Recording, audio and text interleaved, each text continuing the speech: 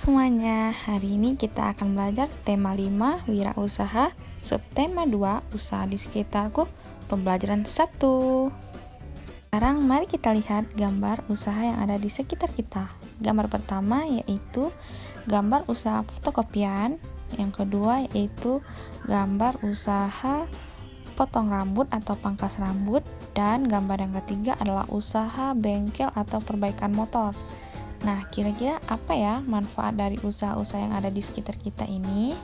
Usaha yang pertama yaitu usaha fotokopian yang mempunyai manfaat untuk memperbanyak lembaran tugas yang diinginkan. Yang kedua, menjeli tugas dan dokumen. Dan yang ketiga, membeli alat tulis. Dan masih banyak lagi manfaat yang bisa digunakan dari toko fotokopian. Nah, sekarang kita perhatikan gambar usaha yang kedua yaitu usaha cukur rambut. Nah, di tempat cukur rambut ini kita bisa merapikan rambut dengan memotong rambut. Selanjutnya adalah gambar usaha yang ketiga yaitu usaha bengkel. Nah, di usaha bengkel ini bermanfaat untuk memperbaiki peralatan motor yang rusak, merawat peralatan motor, dan masih banyak lagi. Sekarang mari kita baca sebuah teks.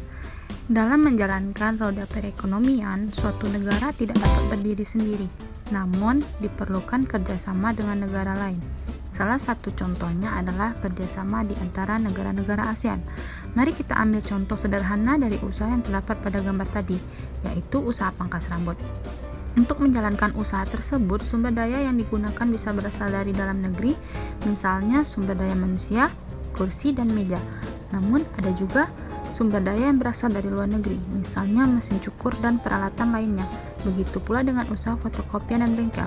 Sebagian sumber daya yang berasal dari dalam negeri dan ada pula yang didatangkan dari luar negeri, seperti mesin fotokopi dan suku cadang untuk kendaraan bermotor.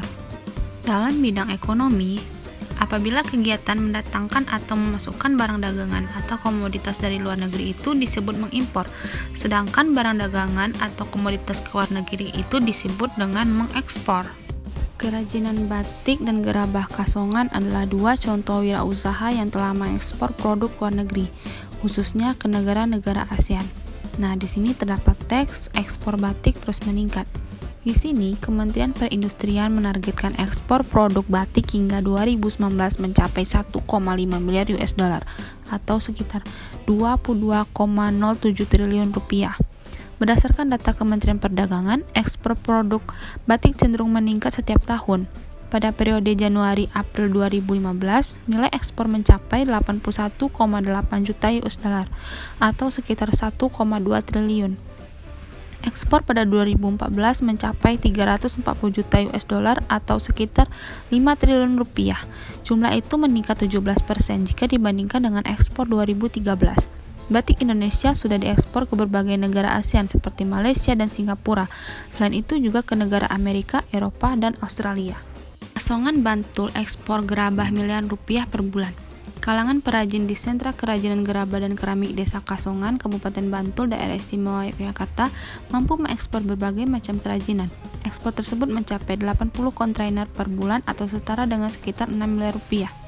Berbagai kerajinan gerabah yang diekspor itu meliputi guci yang dibalut dengan kerang dan kaca, patung, hiasan luar ruangan dengan berbagai model dan motif kembangnya. Sentra kerajinan Kasongan memiliki ratusan perajin yang tersebar di 5 pedusunan, dengan sekitar 200 perajin kualitas ekspor termasuk 5 perajin skala besar. Pada periode 2008 sampai 2010, ekspor kerajinan memang cenderung turun, terutama ke Amerika dan Eropa. Namun mulai 2011 dan setelahnya ekspor mulai meningkat, bahkan mulai merambah ke Australia dan sebagian Asia.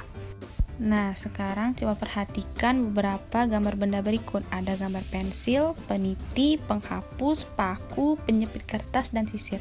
Kira-kira benda mana saja yang dapat ditarik oleh magnet? Ternyata setelah dilakukan percobaan, benda yang dapat ditarik oleh magnet yaitu peniti, paku, dan penyepit kertas karena dia mengandung besi.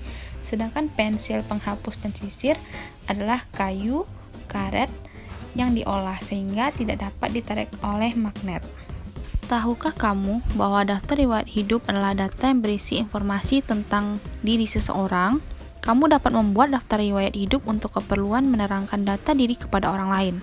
Nah, kamu membuat daftar riwayat hidup untuk keperluan mendaftar mendaftarkan diri, misalnya mendaftarkan diri ikut lomba kesenian, menjadi anggota sebuah tim, pengurus suatu kegiatan, atau untuk melamar pekerjaan. Setiap orang memiliki riwayat hidup masing-masing. Nah, riwayat hidupmu pasti berbeda dengan riwayat adikmu, kakakmu, bahkan orang tuamu. Kamu dapat menulis daftar riwayat hidup dalam bentuk singkat maupun dalam bentuk narasi atau cerita. Selanjutnya, kamu akan melaksanakan tugas yang akan dibagikan oleh gurumu. Terima kasih sudah menyimak pembelajaran ini. Sampai jumpa lagi.